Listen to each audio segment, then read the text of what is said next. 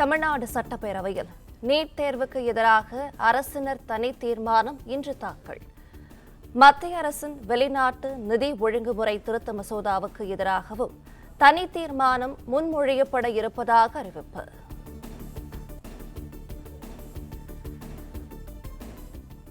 NEET தேர்வுகளில் தொடர்ந்து நிகழ்ந்து வரும் முறைகேடுகளை கருத்தில் கொண்டு நீட் தேர்வை ரத்து செய்வதற்கான சட்ட திருத்தங்களை மத்திய அரசு மேற்கொள்ள வேண்டும். மருத்துவ படிப்புகளுக்கு +2 மதிப்பெண் அடிப்படையில் மாணவர் சேர்க்கையை நடத்த அனுமதிக்குமாறும் அரசினர் தனி தீர்மானத்தில் வலியுறுத்தல்.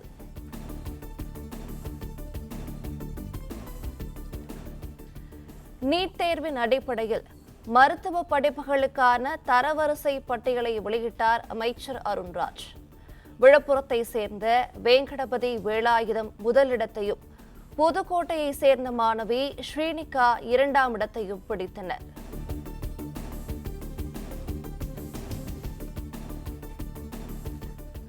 தமிழ்நாடு போதைப்பொருள் தடுப்பு படையை இன்று தொடங்கி வைக்கிறார் முதலமைச்சர் விஜய். போதைப்பொருள் கடத்தலை தடுக்க தமிழ்நாடு முழுவதும் 65 காவல் நிலையங்களுக்கு தலா ஒரு தடுப்பு படை என 65 சிறப்பு படைகளும் அமைக்கப்பட இருக்கின்றன.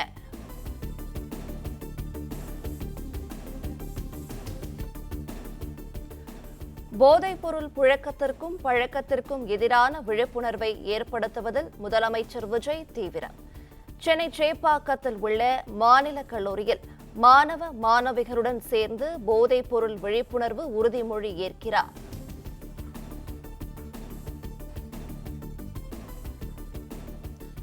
காவிரி மேலாண்மை ஆணையத்தின் உத்தரவின்படி கர்நாடக அரசு நாள்தோறும் வினாடிக்கு 3500 கன அடி தண்ணீர் திறப்பதை உறுதி செய்ய வேண்டும். தமிழ்நாடு அரசு தாக்கல் செய்த மனுவை வியாழனன்று விசாரிக்கிறது உச்சநீதிமன்றம்.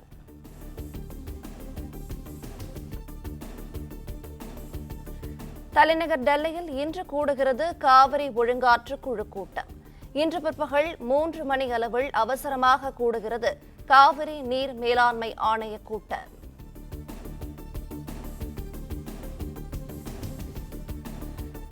மேற்கு தொடர்ச்சி மலை மாவட்டங்கள், வட கடலோர தமிழகத்தின் ஒரு சில இடங்களில் இன்று மிதமான மழை பெய்யக்கூடும். வானிலை ஆய்வு மையம் தகவல்.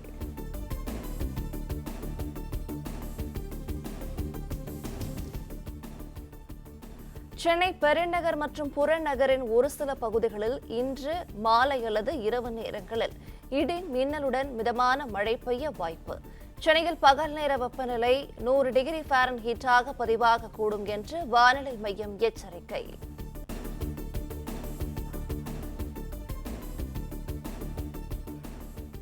நாளை முதல் ஆகஸ்ட் 16ஆம் தேதி வரையில் மேற்கு தொடர்ச்சி மலை மாவட்டங்களின் ஒரு சில இடங்களில் மிதமான மழை பெய்யக்கூடும். தென் தமிழக பகுதிகளில் ஒரு சில இடங்களில் மிதமான மழை பெய்யக்கூடும் என்று வானிலை மையம் தகவல்.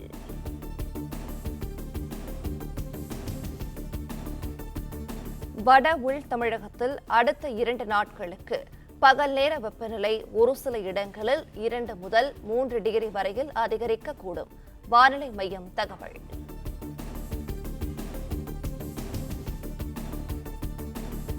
தென் தமிழக கடலோர பகுதிகள் மற்றும் குமரி கடலின் ஒரு சில பகுதிகளில் மணிக்கு 45 கிலோமீட்டர் வேகத்தில் சூறைக்காற்று வீசக்கூடும்.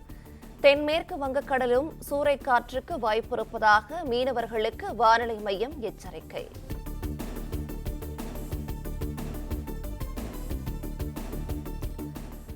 தமிழ்த்தாய் வாழ்த்து முதலில் பாடப்படுவதை கட்டாயமாக்கும் முதலமைச்சர் விஜயின் தீர்மானம் சட்டப்பேரவையில் ஏகமனதாக நிறைவேற்றம். தீர்மானத்தை யாருக்கும் அனுப்பி ஒப்புதல் பெற வேண்டிய அவசியமில்லை என சபாநாயகர் அறிவிப்பு. இதை யாருக்கும் அனுப்பி அனுமதி கேட்க வேண்டிய அவசியம் நமக்கு இல்லை என்று நான் கருது. இது பேரவையினுடைய தீர்மானம், ஏகமனதாக நிறைவேற்றப்பட வேண்டிய தீர்மானம். முதலமைச்சரின் இந்த குரல் அவையின் குரல் மட்டுமல்ல, ஒட்டுமொத்த உலக தமிழ் மக்களின் குரலாக இதை எடுத்துக்கொண்டு ஏற்போர் ஆம் என்க, மறுப்போர் இல்லை என்க.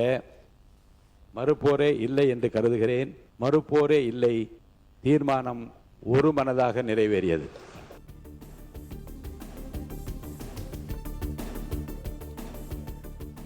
தமிழ் என்றாலே கெத்து, தமிழ் என்றாலே பவர் என சட்டப்பேரவையில் முதலமைச்சர் விஜய் பெருமிதம்.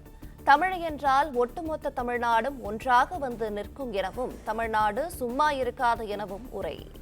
தமிழ்னா விருந்தோம்பல், சுருக்கமாக சொன்னா தமிழ்னா கெத்து, தமிழ்னா பவர்.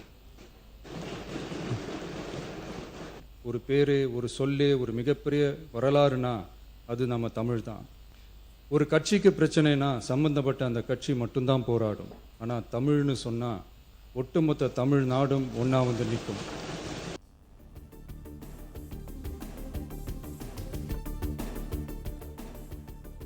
இரண்டாயிரத்தி 21ஆம் ஆண்டில் தமிழ்தாய் வாழ்த்து பாடலை கட்டாயமாக்கி அரசாணை பிறப்பித்தது மு.க. ஸ்டாலின் என சட்டப்பேரவையில் கோவி செழியன் பெருமிதம். முதலமைச்சர் வடித்திட்ட அந்த தனி தீர்மானத்தில் குறிப்பிடப்பட்டுள்ள தேதியின்படி 2021 டிசம்பர் 12 கட்டாயம் தமிழ்தாய் வாழ்த்து பாடல் பாட வேண்டும் என்று அரசாணை வெளியிட்டு அதனை நிலைநிறுத்திய பெருமையும் திராவிட முன்னேற்ற கழகத்தை சாரும். 1991ஆம் ஆண்டு முதல் தமிழ்தாய் வாழ்த்து பாடலோடு பேரவை தொடங்க வேண்டும் என்ற நடைமுறையை கொண்டு வந்தவர் ஜெயலலிதா என சபாநாயகர் ஜே.சி.டி. பிரபாகர் பேச்சு. தமிழ்தாய் வாழ்த்து 1970ஆம் ஆண்டில் இருந்து பாடப்பட்ட அந்த வரலாற்று செய்தியோடு இந்த மாண்புமிகு பேரவையில் 1991ஆம் ஆண்டுதான் முன்னாள் முதலமைச்சர் புரட்சி தலைவி ஜெயலலிதா அம்மா அவர்கள் முதலமைச்சராக இருந்தபோது முதலையாக பேரவையில் தமிழ்தாய் வாழ்த்து பாடிதான் தொடங்க வேண்டும் என்கின்ற அந்த நடைமுறை பின்பற்றப்பட்ட அந்த வரலாற்று செய்தி இங்கே குறிப்பிடுவது பொருத்தம் என்று கருதுகின்றேன்.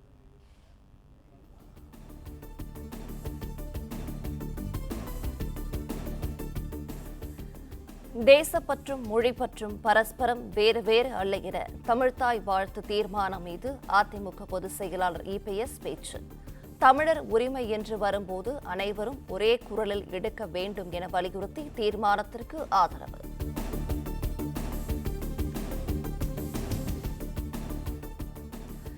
வந்தே மாதரம் தேசிய கீதத்திற்கு பிறகு தமிழ்தாய் வாழ்த்தை கடைசியில் பாட வேண்டும் என வற்புறுத்தவில்லை. சென்னை உயர்நீதிமன்றத்தில் மத்திய அரசு தகவல்.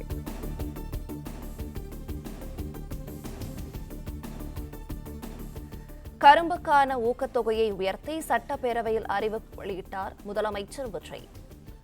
சன்னரக நெல்லுக்கு குவிண்டாலுக்கு 289 ரூபாயும், பொதுரக நெல்லுக்கு குவிண்டாலுக்கு 159 ரூபாயும் உயர்வு. மாநில அரசு நெல்லுக்கான ஊக்கத்தொகையினை ஓராண்டில் சன்னரக நெல் ரூபாய் 2750 பொது ரக நெல் ரூபாய் 2600 என வழங்கப்படும்.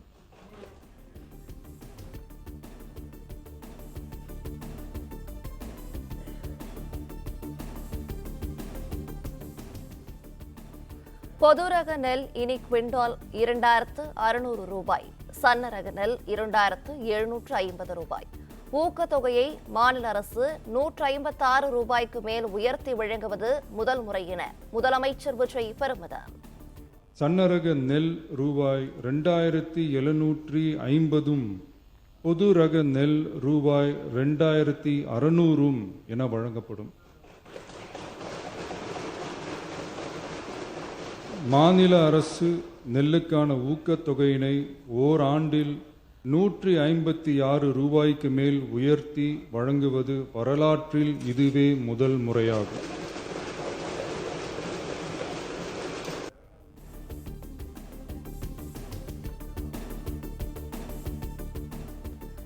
கரும்புக்கான சிறப்பு ஊக்கத்தொகை 709 ரூபாய் 50 காசுகள் உயர்வு.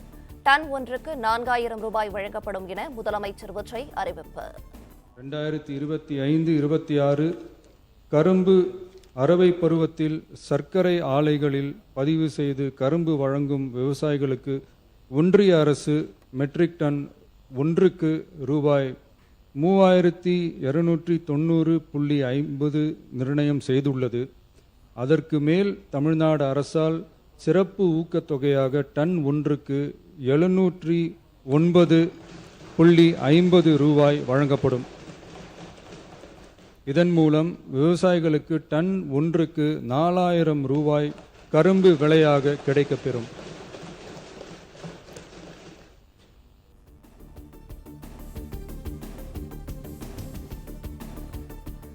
சாதாரண ரக நெல்லுக்கான ஊக்கத்தொகையை 28 ரூபாய் மட்டும் தமிழக அரசு உயர்த்தியது போதாது என அன்புமணி விமர்சனம். கரும்புக்கான கொள்முதல் ஊக்கத்தொகை அறிவிப்பு விவசாயிகளுக்கு முழுமையான மகிழ்ச்சியை அளிக்காது என்றாலும் மனநிறைவு அளிக்கும் என்றும் கருத்து.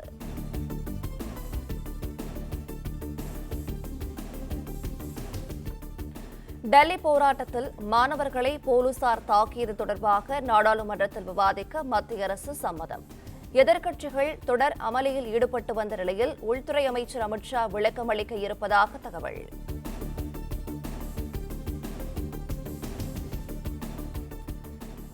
டெல்லி ஜந்தர் மந்தரில் போராட்டம் நடத்திய மாணவர்கள் மீது துப்பாக்கிச் சூடு நடத்தப்படவில்லை என மத்திய அமைச்சர் ஜே.பி. நட்டா விளக்கம்.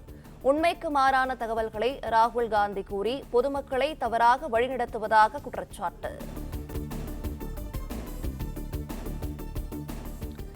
இந்து சமய அறநிலைத்துறை அமைச்சர் ரமேஷை சாமி அமைச்சர் என குறிப்பிட்ட எம்.ஆர்.கே. பன்னீர்செல்வம். இப்பதான் தெரியுது உங்களுடைய எப்படி பிரச்சாரம் எப்படி பண்றீங்கன்னு. இப்படியே மாண்புமிகு சாமி அமைச்சர் இந்து சமய அமைச்சர் சாமி அவர்கள் அப்படி கரெக்டா விடுறாங்க. அது உண்மையே பொய்யான்னு தெரியல. ஆனா இப்படி டெக்னிக்கல் அப்படி இந்த டெக்னிக்கலா வச்சு நீங்க அடிச்சுட்டு வந்துருங்க, ரீல்ஸ் விடுறீங்க. சிரிப்பை அடக்க முடியாமல் அருகில் அமர்ந்திருந்த மூத்த அமைச்சர்களை பார்த்து குலுங்கி குலுங்கி சிரித்த முதலமைச்சர் விஜய். அமைச்சர் சாமி அவர்கள் அப்படி கரெக்டா விடுறாங்க. அது உண்மையே பொய்யான்னு தெரியல. ஆனா இப்படி டெக்னிக்கல் அப்படி இந்த டெக்னிக்கலா வச்சு நீங்க அடிச்சுட்டு வந்துருங்க, ரீல்ஸ் விடுறீங்க. ஆனா நாங்க வந்து ரியாலிட்டியா கொண்டிருக்கின்றோம். அமைச்சர் பேரவைத் தலைவர் அவர்களே, அந்த டெக்னிக்கை இப்போ 10 நிமிஷம் மட்டும் தான் அண்ணன் கிட்ட கத்துக்கிட்டேன்.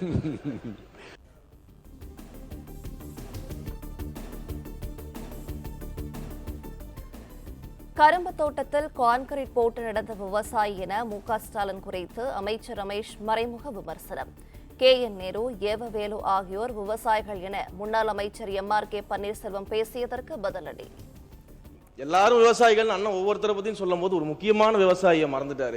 கரும்பு தோட்டத்துக்குள்ள கான்கிரீட் போட்டு நடந்த விவசாயியை பத்தி அண்ணன் சொல்ல மறந்துட்டாரு. அப்ப இவங்க சொல்ற கதையெல்லாம் எப்படி இருக்குதுன்னா, சர்க்கரையை எறும்பு தின்னுருச்சு, சாக்க கரையான் தின்றுச்சுன்னு சொல்ற மாதிரி இருக்குது ஒரு கதையெல்லாம்.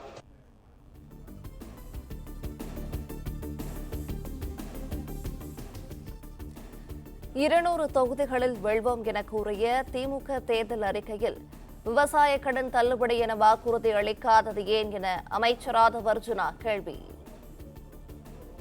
200 தொகுதியில் வெல்வோம் சொன்ன திமுக தன்னுடைய தேர்தல் அறிக்கையில விவசாய கடன் தள்ளுபடி பேசவே இல்லை. அது அவரே ஒத்துக்கிட்டார். நாங்க அண்ணனே ஒத்துக்கிட்டார். அண்ணனே எம்.ஆர்.கே. பன்னீர்செல்வம் அண்ணனே ஒத்துக்கிட்டார். நாங்க விவசாய கடன் தள்ளுபடி பத்தி பேசவே இல்லை. ரிசர்வ் வங்கியின் வழிகாட்டுதல் மற்றும் கஜானாவில் பணம் இல்லை என்பது தங்களுக்கு தெரியும் என முன்னாள் அமைச்சர் ஏவவேலு பதில். ஆட்சியில் இருந்த நீங்கள் விவசாயம் பற்றிய உங்களுக்கு கவனம் இல்லாத காரணத்தினால் நீங்கள் தேர்தல் அறிக்கையில் கடனை தள்ளுபடி செய்யவில்லை என்று சொன்னீர்கள் என்று ஒரு கருத்தை இங்கே அவர் பகிர்ந்து.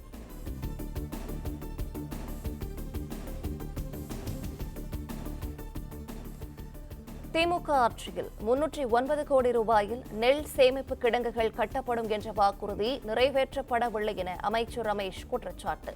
முன்னாள் அமைச்சர் சக்கரபாணி விளக்கம் கொடுத்து முடித்தவுடன் எம்.ஆர்.கே. பன்னீர்செல்வம் எழுந்து தாவேக்காவின் பிரச்சார யுக்தி தற்போதுதான் தெரிகிறது என கூறியதால் சிரிப்பலை. இப்பதான் தெரியுது உங்களுடைய எப்படி பிரச்சாரம் எப்படி பண்றீங்கன்னு. இப்படியே மாண்புமிகு சாமி அமைச்சர் இந்து சமய அமைச்சர் சாமி அவர்கள் அப்படி கரெக்டா விடுறாங்க. அது உண்மையே பொய்யான்னு தெரியல. ஆனா இப்படி டெக்னிக்கல் அப்படி இந்த டெக்னிக்கலா வச்சு நீங்க அடிச்சுட்டு வந்துருங்க, ரீல்ஸ் விடுறீங்க.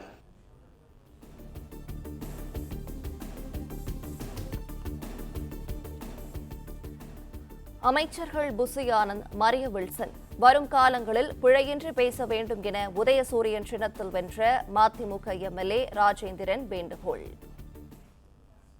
பட்ஜெட்டை வாசிக்கிற போது அவர் ஆங்கிலத்தில் பெரும்புலமை பெற்றவராக இருப்பார் என்று நினைக்கிறேன். ஆங்கில உச்சரிப்பு மிக நேர்த்தியாக இருந்தது. தமிழில் பல சொற்றொடர்களை அவர்கள் பேசாமல் விட்டுவிட்டார்கள். சில சொற்றொடர்கள் இலக்கண பிழையாக அமைந்தது. நமது நிதியமைச்சர் அவர்கள் வருங்காலத்தில் அந்த பிழையின்றி பட்ஜெட் வாசிக்கக்கூடிய வாய்ப்பு அவருக்கு இருக்குமேயானால் நீங்கள் அதற்கான முயற்சிகளை செய்ய வேண்டும். எதிர்க்கட்சித் தலைவர் உதயநிதி ஸ்டாலின் என்ன சங்கத்தமிழா பேசுகிறார் என அமைச்சர் ராஜ்மோகன் பதிலடி.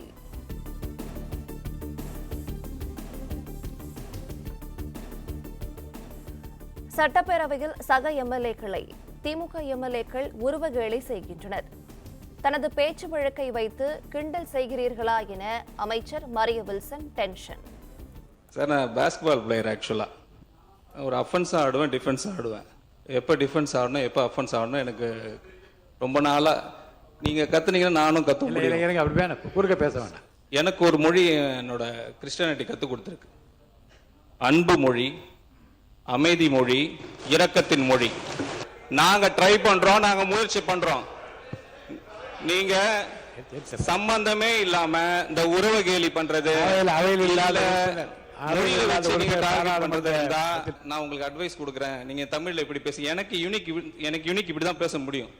அக்செப்ட் பண்ணுங்க. நான் உங்களுக்கோசம் சேஞ்ச் பண்ணிக்க முடியாது.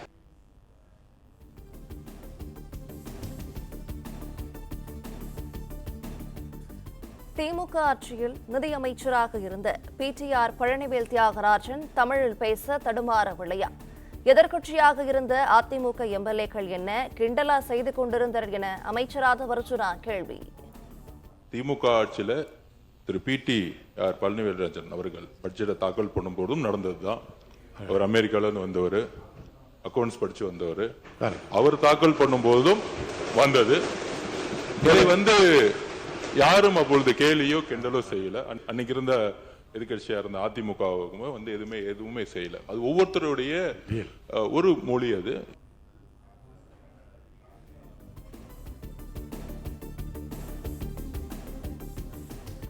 சட்டமன்ற கூட்டத்தொடர் நடைபெற்று வரும் நிலையில் திமுக எம்எல்ஏக்கள் 56 பேர் மு.க. ஸ்டாலினோடு சந்திப்பு. சட்டமன்றத்தில் வலுவான வாதங்களை முன்வைக்க அறிவுறுத்தல்.